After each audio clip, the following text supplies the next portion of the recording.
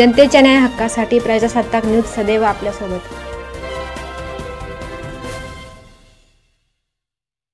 जोरवे नाका परिसरात आज संध्याकाळी ड्रेनेज क्रॉसिंग करून पाण्याची व्यवस्था लावणार मुख्याधिकारी।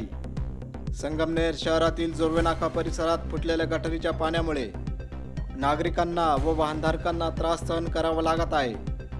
त्यामुळे याची दखल मुख्याधिकारी कोकरे साहेब यांनी घेत आज संध्याकाळी काम करणार असल्याचे प्रजासत्ताक न्यूजशी बोलताना सांगितले आहे। सलीम शेखसह प्रतिनिधी हुसेन पटेल, संगमनेर। विभागाकडे आपण रस्ता क्रॉसिंग करण्यासाठी आपण त्यांची मंजुरीसाठी पत्र दिलं होतं आणि त्यांनी आम्हाला ते मंजुरी दिलेली आहे।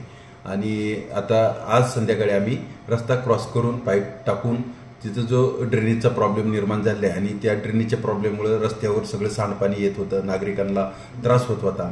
यातून निश्चितच त्यांची सुटका होईल, कारण रात्रीच आम्ही ते काम पूर्ण करून ते ड्रेनेज क्रॉसिंग करून त्याची व्यवस्था पाण्याची लावणार आहे। त्याचं रिटेनिंग वॉल आणि त्याच्यात सांडपाणी त्यात आत येणार नाही किंवा आतलं पाणी बाहेर कसं जाईल ह्याची व्यवस्था त्या प्लॅनमध्ये केलेली आहे आणि त्याचं कुठलीही अडचण नागरिकांना येणार नाही, खेळाडूंना येणार नाही ह्याची व्यवस्था नगरपालिकेने घेतलेली आहे। सर, या संबंधी जे काय कशामुळे बंद आहे त्याचे आज चौकशी करून त्याची आवश्यक कारवाई नगरपालिकेमार्फत करण्यात येईल।